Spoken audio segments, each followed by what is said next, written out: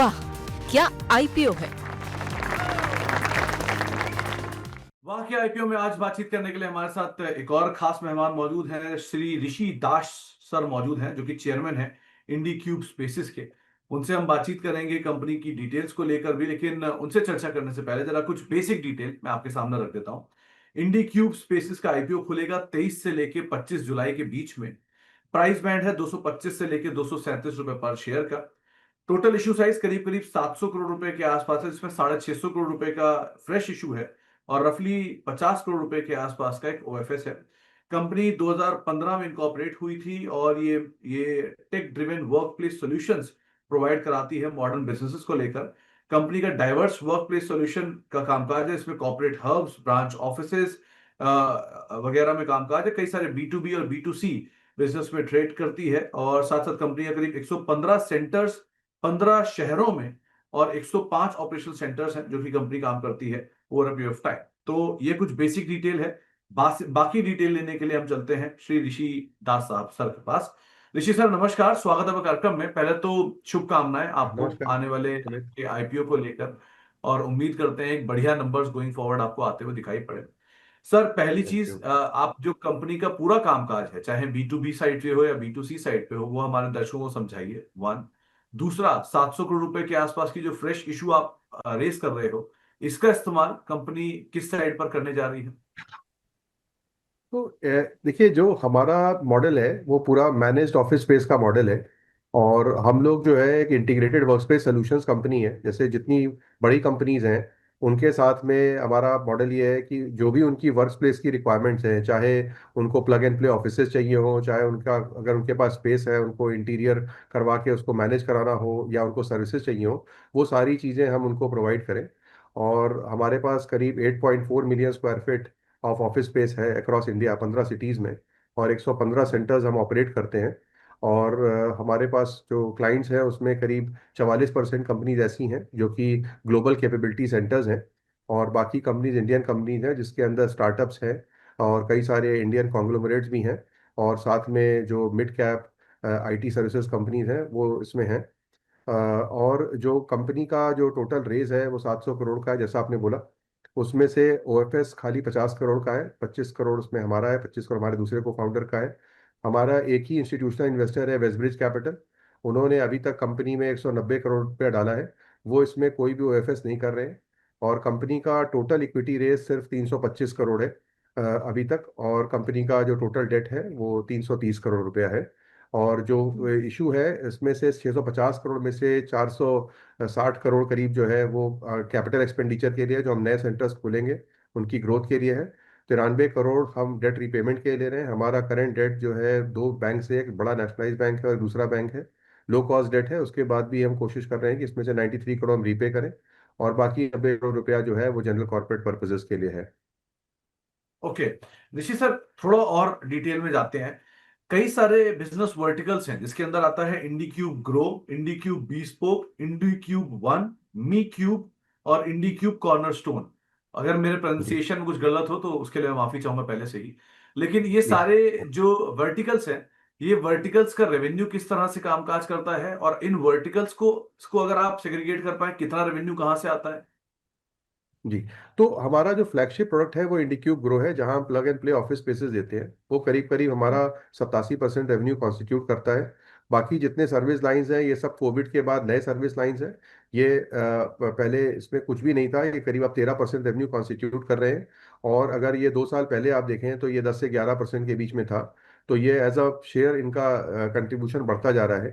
और bulk of the business जो है वो plug and play office spaces का है, ओके सर, जो कि इंडिक्यूब ग्रो फर्दर मॉडल है। ब्रेकअप में, हाँ जी जी, कंटिन्यू करिए सर, कंटिन्यू प्लीज।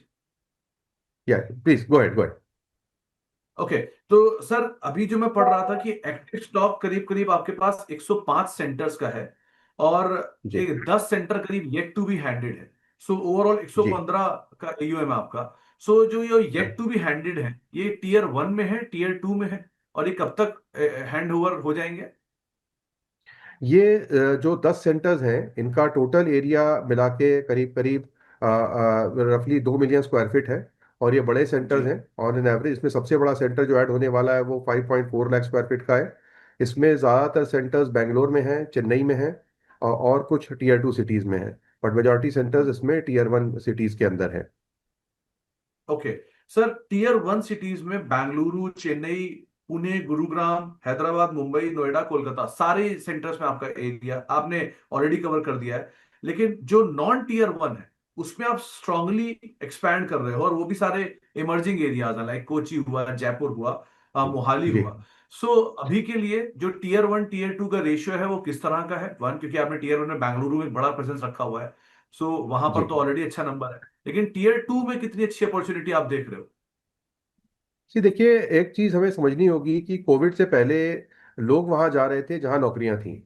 अब हम्म। नौकरियां वहां जा रही हैं जहां लोग हैं। ये एक बहुत बड़ा बदलाव है। और इसके चलते इंडिया में 50 सिटीज हैं, जो कि जिनकी पॉपुलेशन 10 लाख से ऊपर है। तो इन सिटीज के अंदर जॉब जा रहे हैं। जैसे मैं कोयम्बटूर का एग्जांपल देता हूं, हमने पहला सेंटर यहाँ पे 2021 में खोला था, और वो 70,000 स्क्वायर फीट का सेंटर था। और आज जस्ट 4 सालों के अंदर करीब हम 2.5 पौने 3 लाख स्क्वायर फीट स्पेस पे कोयम्बटूर में पहुंच गए हैं।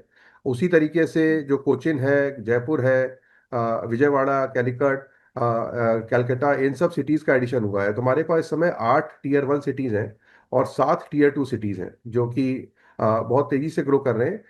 हैविंग सेड दैट, जो टीयर 1 सिटीज़ का भी ग्रोथ है वो बहुत ज़्यादा प्रॉमिसिंग है। अगर आप टोटल एरिया देखेंगे जो इंडिया में एब्जॉर्ब हो रहा है, उसमें अभी भी टीयर 1 सिटीज़ का ही ज़्यादा शेयर है। लेकिन टीयर 2 का ग्रोथ रेट बहुत फास्ट है। तो ऋषि सर, टीयर 1 में आपका रियलाइजेशन बेटर है या टीयर 2 में रियलाइजेशन बेटर है? क्योंकि टीयर 1 में रेंटल कॉस्ट थोड़ी हाई रहती है, लेकिन टीयर 2 में रेंटल कॉस्ट आपकी कम पड़ती होगी, तो रियलाइजेशन वाइज कौन सा ज्यादा बेटर साइड जाते हो आप? दोनों दोनों realization wise almost same level पे आते हैं।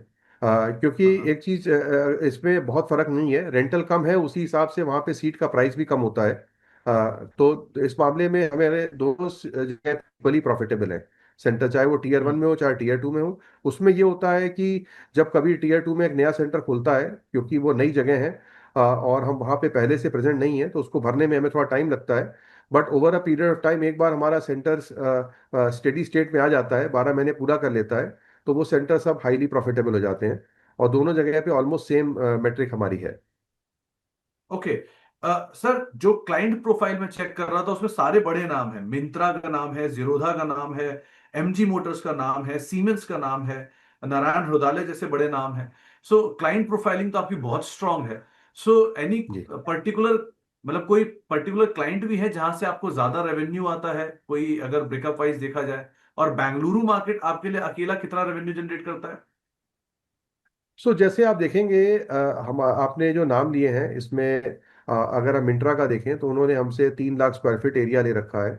इसी तरह से हम्म। हमारा एक और बड़ा कस्टमर है एनफेज एनर्जी, जो हमारे साथ अब रफली लास्ट के 4-5 साल से जुड़ा है। और जब वो आया था तो उन्होंने सिर्फ 2,000 स्क्वायर फीट जगह ली थी, आज उनके पास में 1.5 लाख स्क्वायर फीट से ज़्यादा जगह है। और एक और एग्जांपल कंपनी का मिलना चाहूँगा, नो ब्रोकर। जब हमारे पास आए थे तो उनका भी रिक्वायरमेंट करीब 4-5 हज़ार स्क्वायर फीट का था, आज वो भी हमारे साथ करीब करीब 1.5 लाख स्क्वायर फीट स्पेस पे है। तो ज़्यादातर हमारे मॉडल में होता यही है कि कस्टमर आता है, एक छोटी जगह लेता है, और जैसे जैसे वो ग्रो करता है तो उसी सिटी में या दूसरे सिटीज़ में वो और जगह लेता जाता है। और एट द सेम टाइम हम ये कोशिश करते हैं कि जो हमारा एक गिवन कस्टमर है उसमें बहुत ज़्यादा कंसंट्रेशन ना हो।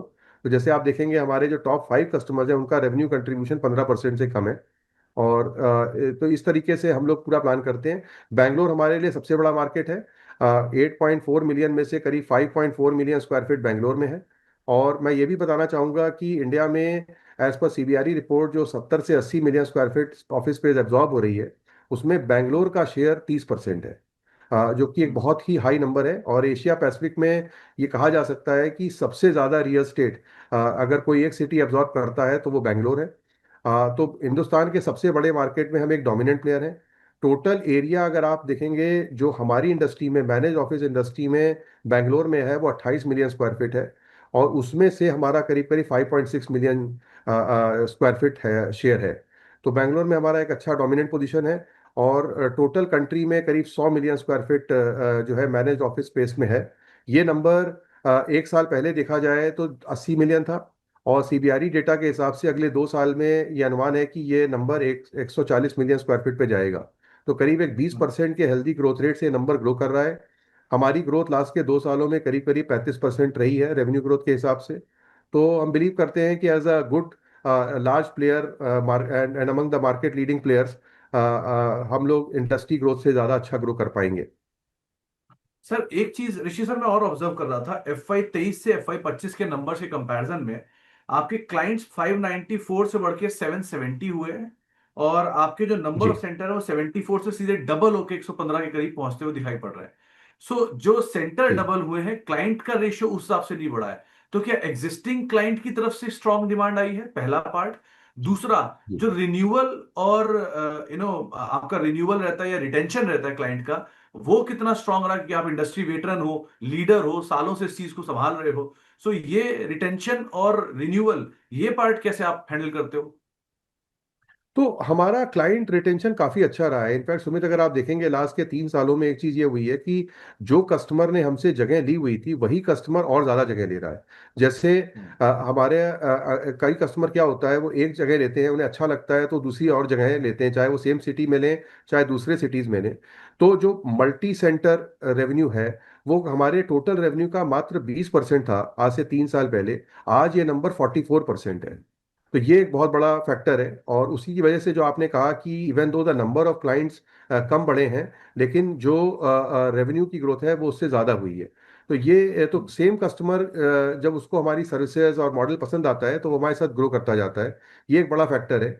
और जैसे आप देखेंगे तो हमारा जो 63% एरिया है, 63% एरिया जो है, वो उन कंपनी ने ले रखा है जिन्होंने 300 से ज़्यादा सीट ले रखी हैं। तो हमारा जो टिपिकल कस्टमर है वो large size long stay customer है।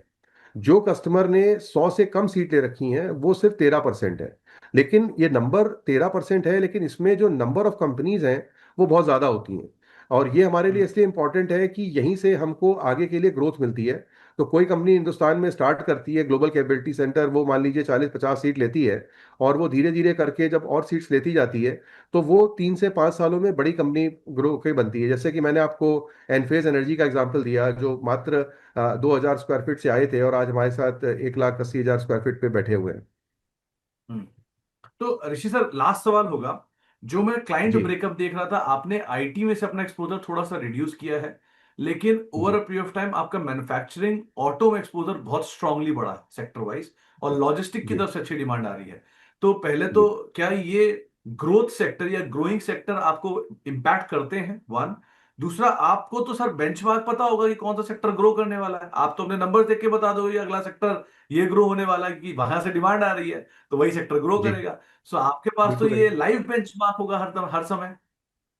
बिल्कुल सही कह रहे हैं आप। जैसे देखिए, जो ये जो चेंज आया है वो इसलिए आया है कि जो इंडियन कंपनीज हैं ये पहले मैनेज्ड ऑफिस स्पेसेस कम लेती थी 2020 से पहले। अगर हम कोविड से पहले देखें, आज जो इंडियन कंपनीज हैं उनकी ग्रोथ बहुत ज़्यादा है। जैसे मैं मिसाल के तौर पे आपको बोलूंगा कि one of the largest conglomerate in India, वो हमारे पास आए। उनकी एक कंपनी ने हमसे मात्र 10,000 स्क्वायर फीट जगह ली, और आज उनकी 6 कंपनीज हैं जो हमारे साथ में ग्रो कर रही हैं और बहुत सारी स्पेस ले रही हैं। तो इंडियन कंपनीज में बहुत बढ़ोतरी हुई है। और इंडिया में मैन्युफैक्चरिंग, पुरानी पुरानी मैन्युफैक्चरिंग कंपनीज हैं, चेन्नई की मार्की कंपनीज हैं जो जगह ले रही हैं। साथ में लॉजिस्टिक्स का आपने नाम लिया, तो लॉजिस्टिक्स में भी बहुत सारी कंपनीज आ रही हैं, एविएशन में कंपनीज आ रही हैं, जो ट्रैवल सेक्टर में जो ग्रो कर रही है। तो डोमेस्टिक इकोनॉमी के अच्छा करने से इनका नंबर काफ़ी बढ़ रहा है।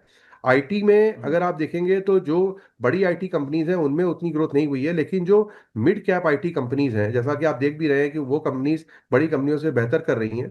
तो मिड कैप आईटी कंपनी में बहुत ग्रोथ है, क्योंकि एक तो मिड कैप आईटी कंपनीज जो थी कोविड से पहले वो या तो बैंगलोर में या पुणे में किसी एक सिटी में बहुत ज़्यादा प्रेजेंट थी। अब क्या हो रहा है कोविड के बाद में, जैसा मैंने पहले कहा कि जॉब्स वहां जा रहे हैं जहां लोग हैं। तो वही कंपनी जो पुणे हेडक्वार्टर्ड कंपनी थी, अब वो बैंगलोर में 400 सीट ले रही है या नोएडा में 400 सीट ले रही है।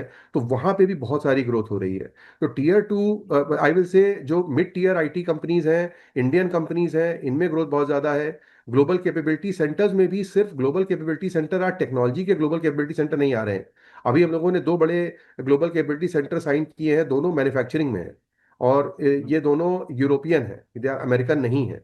तो अमेरिका के अलावा भी हमें दिखाई दे रहा है बहुत सारी और नेशनैलिटीज हैं, डच हैं, डेनिश हैं, जर्मन हैं, फ्रेंच हैं। ये इनका बहुत बड़े स्केल पे इंडिया में एक्सपेंशन हो रहा है, और ये हमारे क्लाइंट्स बनते जा रहे हैं। चलिए, बहुत बहुत शुक्रिया ऋषि सर। समय का अभाव था, वरना आपसे हम और बात करते, लेकिन बहुत अच्छा लगा आपसे बात करके, बहुत कुछ सीखने को मिला आपसे बात करके। और बहुत बहुत शुभकामनाएं आपको आने वाले आईपीओ के थैंक नंबर्स यू को सुमित। लेके। एक थैंक यू बढ़िया सो मच या डिटेल डिस्कशन आपने हमारे साथ किया, उसके लिए बहुत बहुत शुक्रिया हमसे चर्चा करने के लिए और बातचीत करने के लिए, और बहुत बहुत शुभकामनाओं के साथ आपको हम विदा करेंगे। अब थैंक यू। एक बार जरा वापस डिटेल लेकर आइए। कंपनी की मैनेजमेंट अभी आप सुन ही रहे थे, लेकिन जो आईपीओ की डिटेल है वो आपको बस फिर से एक बार आते हुए दिखाई पड़ेंगी। आईपीओ जल्द ही, यानी कल से खुलता हुआ दिखाई पड़ेगा। इंडिक्यूब स्पेस का आईपीओ 23 से लेकर 25 जुलाई के बीच में खुला रहेगा। और इस आईपीओ में प्राइस बैंड 225 से 237 रुपए पर शेयर है।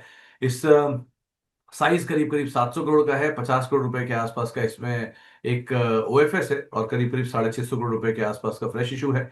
और कंपनी लीडिंग प्लेयर है स्पार्ट सर्विसेज या स्पार्ट प्लेस सर्विसेज प्रोवाइड कराने को लेकर भी।